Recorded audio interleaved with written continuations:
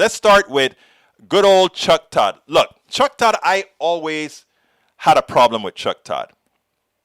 Chuck Todd gave Republicans too much opportunity to use the airwaves that belong to us all, the ability to come on air and lie, and in so doing, create people like many of the liars or many of the people who absorb their lies that we see all over.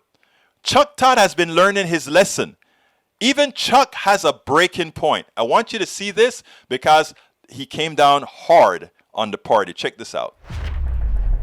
Today appears to be the day that you could mark in your calendars as the day that represents the Republican Party's complete and total surrender to Donald Trump. Whether it's the Republican Party's revolt against Liz Cheney in Washington, or their new voting restrictions that they're celebrating in Florida and Texas, or the bizarre audit that's playing out of presidential results in the state of Arizona, the Republican Party has surrendered to a lie as it surrenders to Trump. And let's not mince words. It means that the American democracy is in really big trouble, more so today than it was yesterday. The number 3 House Republican, Liz Cheney, is being ousted from party leadership for the sin of speaking out against her party's embrace of the former president's outright lie that somehow the election was stolen from him. And it is not just why she's being ousted that is so alarming. It is also the way, via mob rule, that Republicans are absurdly rationalizing it. They claim Cheney is out of step with the party, that she's stuck in the past, that she won't stop talking about the 2020 election result, as if she's the one looking for bamboo fibers in Arizona. It's pretty clear that what they really mean is that she's out of step with the party's embrace of Trump's lies about those election results. That's it, which he and many in the party won't stop talking about. It's not Liz Cheney that keeps bringing it up. It's Donald J. Trump. In fact, he's already put out 2 statements today that reinforce these lies that he's trying to get people to believe, that he's trying to bully the party into accepting, including a very detailed statement explicitly reiterating this belief in a documented,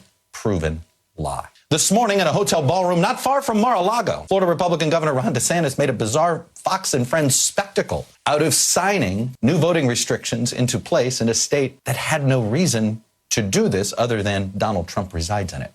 Protesters have gathered at the Texas legislature as Republicans push new ballot restrictions, which are based again on these myths perpetrated by Trump on the issue of supposed voter fraud. Add it all up, and it's pretty clear that what's left of the conservative movement that was once based on principles and democracy has been completely snuffed out. And Liz Cheney felt like she was the last flickering light among the elected Republican leadership. And today the light's been snuffed out.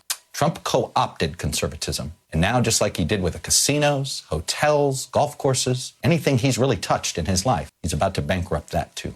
As Liz Cheney warns her party in a Washington Post op-ed, I am a conservative Republican, and the most conservative of conservative values is reverence for the rule of law. The Electoral College has spoken. More than 60 state federal courts, including multiple Trump-appointed judges, have rejected the former president's arguments. History is watching. Our children are watching. We must be brave enough to defend the basic principles that underpin and protect our freedom and our democratic process. But time and again, we've seen elected Republicans find ways, however bizarre, to defend Trump. And ultimately, at this moment, our democracy is in danger as elected Republicans keep choosing to showcase their fealty to someone intent on undermining. Look, we all want to believe that a plurality of the elected Republicans, at least in Washington, know better. I still believe that. But I'll say this, if they do, they need to realize their silence right now is now helping to marginalize the entire Republican Party from the mainstream of American life. And maybe these folks will comfort themselves by muting the mainstream and only listening to their echo chamber. That doesn't change the reality that they are all in on Trump's crusade against the foundations of our democracy. They're marching right along. Looks increasingly dire right now as this ends either with the GOP imploding or worse, the country. Chuck Todd has realized that the issue is really the now core of the Republican Party. That is where the cancer lies. These guys don't care anything about America. I'm not talking about the Republican rank and file people. I'm talking about those who run the Republican Party. They are using its people to really keep power for a select few. And the Koch brothers, etc., who are those people who pilfer our environment, who pilfer our people.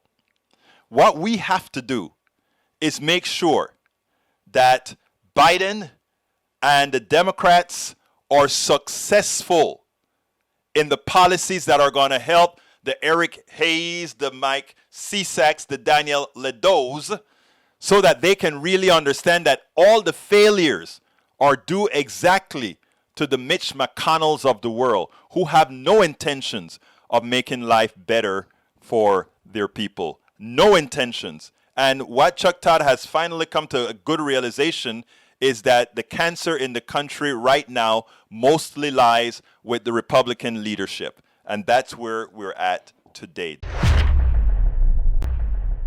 We spend a lot of time deconstructing the news, trying to parse it into a form that everybody can understand. We try to find those little nitpicks where it flies above the fray, etc. If you really like these videos that we do, I want to ask a big favor. Please go ahead, number one, subscribe to our channel, and number two, please join if you can. Thank you so kindly for watching. Keep watching. Please remember to share. We must populate the entire internet with our progressive message, a message that we know is what most Americans say that they want. So help us, please join.